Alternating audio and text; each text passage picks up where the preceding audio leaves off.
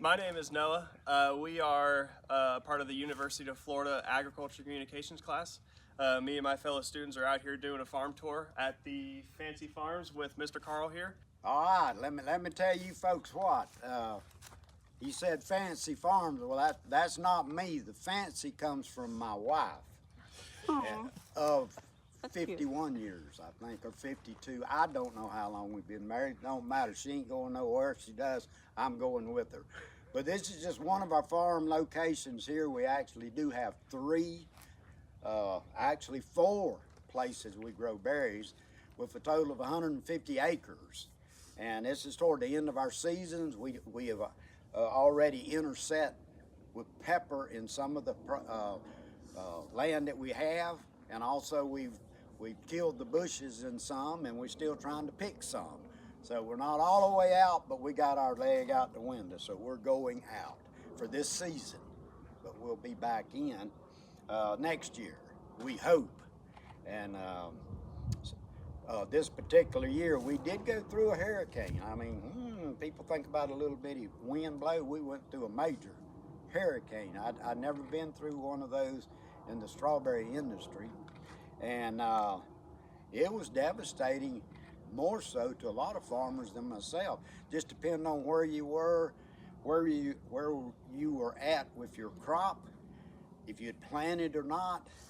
And you know, there's really no worry, because the government's going to send us a lot of money for all that loss that we got. But I understand as early as this while ago, the secretary told me they don't even know if there's any funds available for all that. But they wanted more information anyhow. We did have a loss. I think every grower did. Some of them more so than others. But talking about a loss, that means it blowed the plastic up. You had to fix it, blowed it away. The water washed the soil away. Some farmers had to rebuild their entire farm back to where it was. We had 2/3 of ours planted, and it literally sucked the plants right out of the hole because they hadn't rooted down. And when it did, they went everywhere. Well, plants were very scarce, so we went down to the ditches and the creeks right around the field and picked them all back up in buckets, and had the workers go back and put them in a hole. Then we run the water after 15 inches of water. People, you crazy? Yeah, we were crazy. We just went through a hurricane. But those didn't live. We didn't realize them being out of the ground, laying out there in the element. They didn't breathe no air up through the bottom of the leaves to sustain life, and those plants died.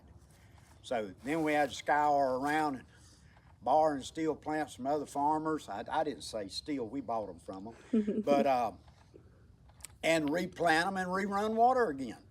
There we were, crazy farmers. I don't understand that, but that's what you do. And we did get a good live on plants, and actually toward the last few days, or actually the last 3 weeks, there was more berries on the bushes than they had been any time of this particular growing season, and the markets could not sell them all.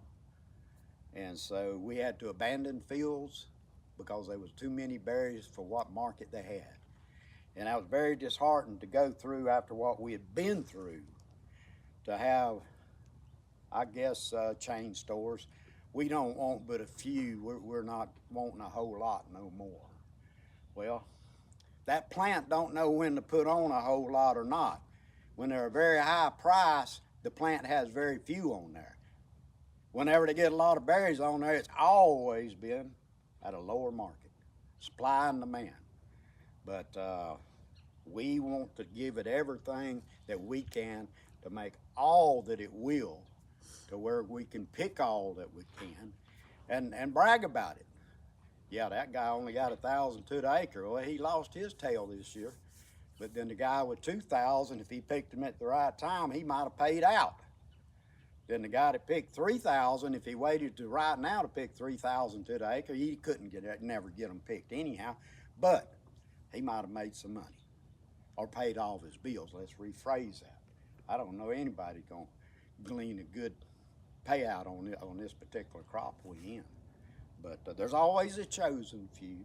The Lord smiles on some a little more than he does others, and he hadn't on me. I don't even have enough money to shave. I swear, it's tough, Noah. That's tough. It is tough. I'm telling you, but that's life. That's life. My workers wouldn't know who I was if I come in here shaving.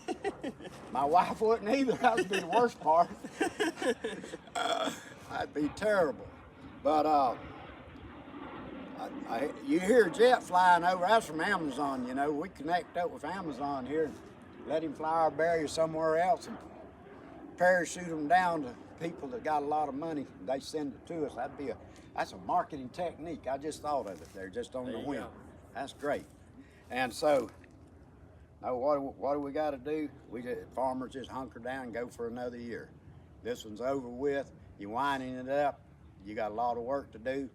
You get through it, clean the ground up, plant a cover crop, pick the pepper you got, squash you got, and a lot of people plant cantaloupes or watermelons. They got to pick that out, then clean their fields up, and they're ready to take off a few days for the summer and get ready for next year.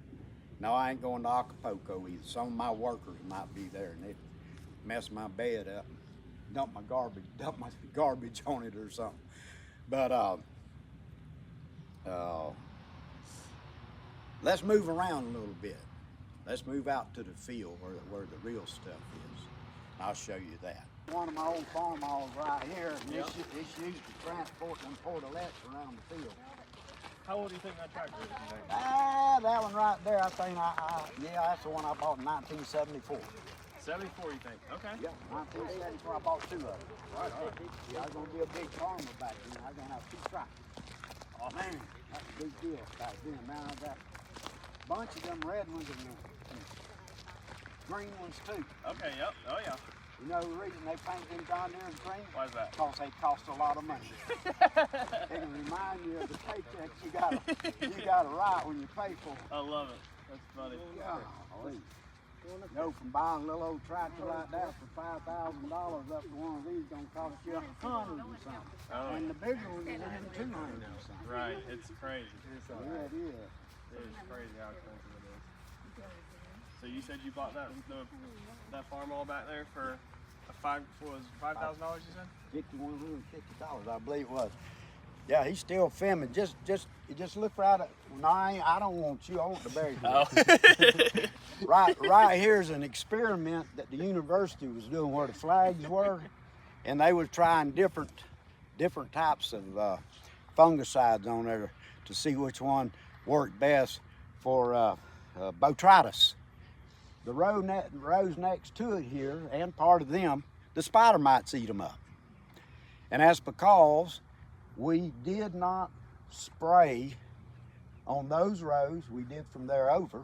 So you can see the significant difference on that 5th row. And also, we use a light machine in here, putting out ultraviolet lights. And we did not go down them 4 rows. So if that holds true, the ultraviolet light was to control powdery mildew, which it did, but it also controlled spider mites. And there's a perfect example right there. 5th row, all the rest of the field compared to that. That's it.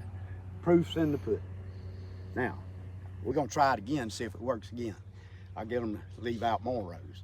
Then pretty soon, if it works, everybody's gonna be having a light machine running around at night in their fields, and people be calling you up, hey, there's a Martian landed in your berry field, what are you gonna do about it? And that happens too. I'm here to tell you. But let's go on out a little further here.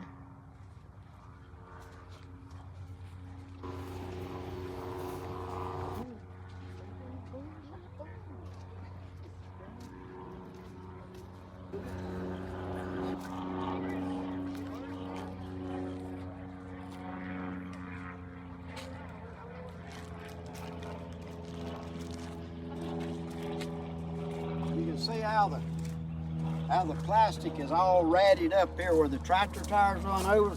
The reason for that is when the hurricane come, the water got in these holes, and look, there ain't no bed there. It's here.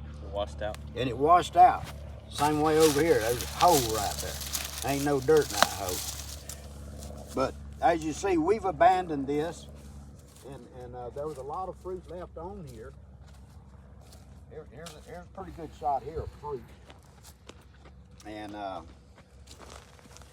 I would say, you know, the fruit right now, by the way, these are medallions. Watch this. That one's mighty fine. That's why I grow berries. Be out here in the field and just pick one like that. If I was an eggplant, you couldn't do that because you wouldn't like it. Nope.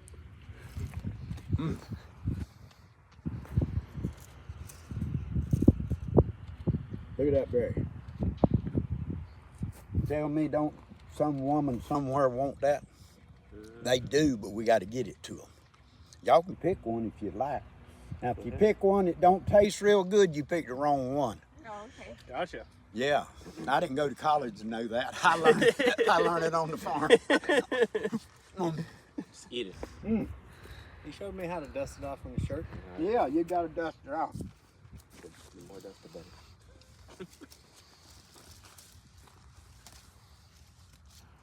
We do have a lot of great outs in our berries, and this is some of it. Misshapen berries, and I guess all those ask me, well, what caused that? You know what? I don't know. It's there, but you got to cull all that stuff out. And the bushes look ragged. There's not much fruit left on them, but I would have liked to have picked what we had left on here.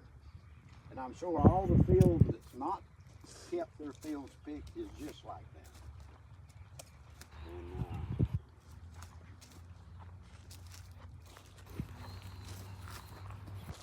And here's a plant that died, and everybody wonder, well, what do you call that when it dies? I call it a damn you plant, because it ain't made me a penny. It died. Damn you. Well, look at him. Look at him. I love it. Look at him. There's a weed. No, I don't know what kind it is, but it's in that berry field. It needs to come out of there, but it's too late to get it out of there. Y'all better eat a berry. I don't see it. I ain't gonna kill you. I didn't put no killer on here yet.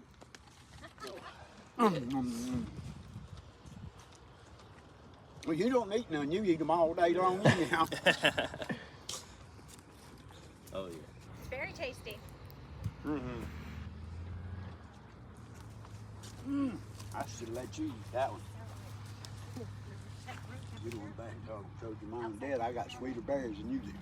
Are you guys still watering this or no? No, that's part of the season. Yeah, that's probably why they're sweeter too. Yeah, that too. Yeah. And we had some cool mornings. That's exactly right.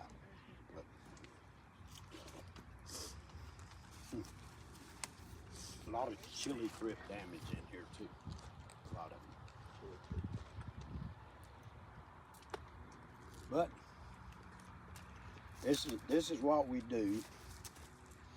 And oh, she picked a little berry. That's nice. That's and bit just the top of it off. I don't understand that. You're supposed to put the whole thing in there. She's slowly eating it. Yeah, she's a slow eater. So what happens from here until next season? In this field, what we'll be doing next is running what we call a plastic lifter down these rows, and it loosens the soil up where that plastic is. Then we retrieve it by hand right over the top of all these bushes and bring it to the end of the row, put it on dumpsters, and haul it over to the recycling plant in Plant City, or a lot of times we do burn it here in small piles. We're allowed to do that. There was a time we weren't allowed to do that because it polluted the air, and but now we can do that.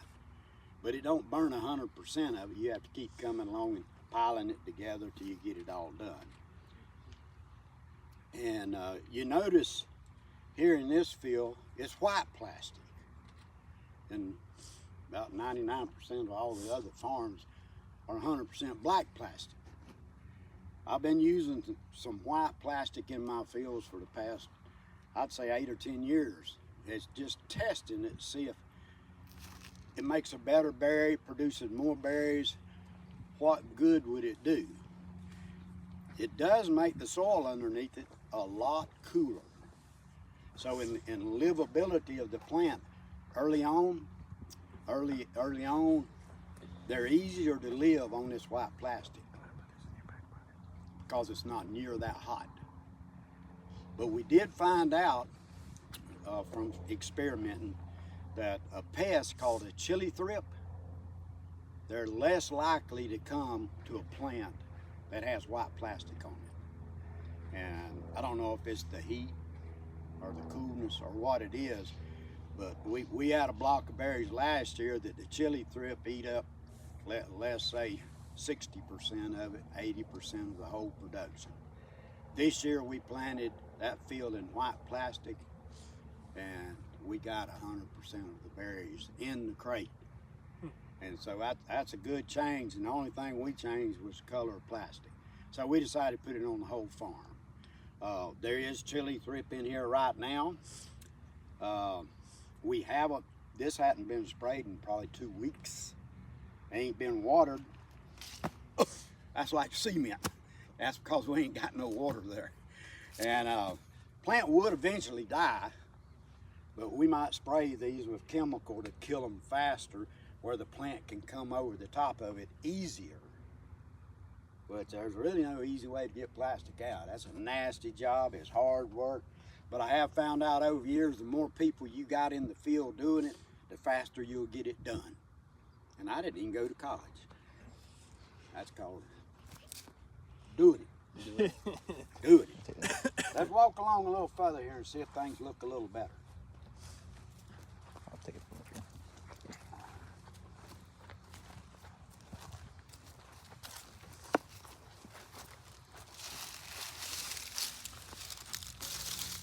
Look at the berry. Now that one there got gray mold on it, so that's gone. Look at all them others there. Good God, somebody would love to eat that berry. There's one of them wrinkled up. There's another one. Look at that berry right there. I bruised it picking it. See where it's bruised? I handled it too rough. A lot of you ladies, when you buy them in the supermarket, you'll find that bruised. That's because the picker pulled it. And when you did, he mashed it. So that's not good. That berry was excellent. There's a misshaped berry here. That thing would have been that big around if it would have made, but we supposed to throw that down, but usually the worker put it right on top of the crate. Some woman have that as a centerpiece on her strawberries at her table. Look at this. She probably put it up like that, like something flying. Yeah. But right on.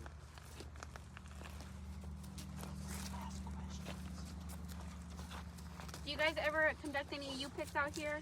We have tried U-pick here over the seasons, and one thing that has stayed common with our farm is we give the 4-H organization like a 20-acre block of berries after Valentine's Day, sometime in there 8 or 10 days later, and we let them come in, manage it all, collect the money, and keep it all. And it's been able to make awards and presentations and money to go to college and fool around with, but it's a diligent program and it's worked very well. And we've always had berries for them to do, and they really enjoy doing it. But far as for the public to pick, the public ain't like it used to be, let's say. Everybody, your grandma and grandpa said that, so I'm saying it now because I got a granddaughter. As a matter of fact, I got 4 of them. But what happens, years ago, ladies wanted to preserve strawberries, and the husband wanted to eat it. But they'd come out and pick 30 or 40 quarts of berries. Some of them 100 quarts. They'd freeze some of them. They'd give some to their neighbors. But we've noticed, even with the 4-H U-pick, the people coming out there are not getting a big amount, a large amount of strawberry containers. They just want a few. And I always make a joke, yeah, some of them just want to make a strawberry daiquiri that night. And I don't know what they do with it, but you know, if you got berries like this right here, a you picker pick a berry here, then they walk down there to about where you are and pick another one, and if you added it all up on this row, there's probably 100 quarts of berries on this row right here.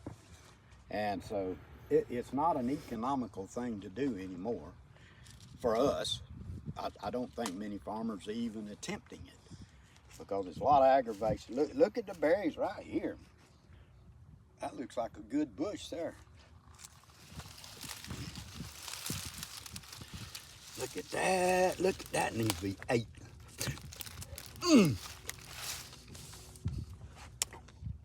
Look at that berry. Half as long as my finger is short. It's longer than my little finger. You mentioned the soil is as hard as concrete right now. Does the plastic usually help hold the moisture in when it is? It does. One of the other uses of plastic is to hold the moisture underneath this bed. And also, we have the drip irrigation line right here. That's called drip tube. And there's a little emitter somewhere in there. I can't feel it right now, but there's a little hole there. We get the water running, that tube will swell up and water will begin to come out of it. And it'll wet from the center right on out. And early on, we got by with running about 1 hour every other day. But as it gets hotter and more load of fruit on the bush, we've upped that to 2 hours. And every other day.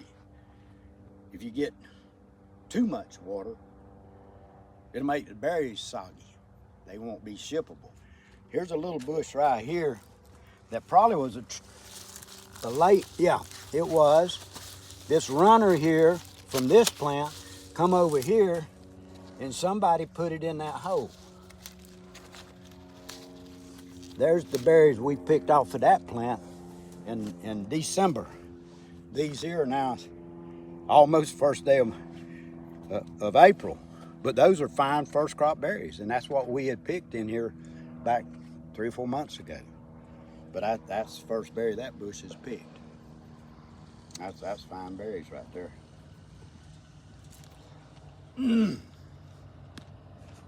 Sometimes the berry might not look good, but it sure does taste good.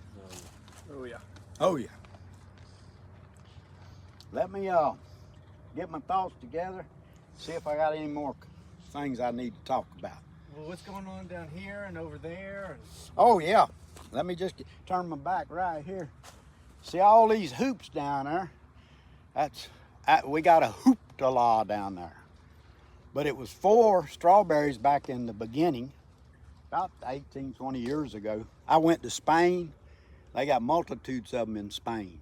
Their crop looked so pretty and so nice, but I didn't take in the reasoning why they done it till later. They have Mediterranean Sea right there, and at night it always goes down to 30s and 40s, 50s. At night, our hothouse would keep the plants warmer. So that's how they could produce what they did. I come down and put mine together and put plastic over and all that stuff. A day like this, the sun shining, if you had that covered up and sealed off, it'd probably go to 140 degrees under there. But so we kept it raised up during the berry season, and it was still too hot. Bushes made about this, got about this tall.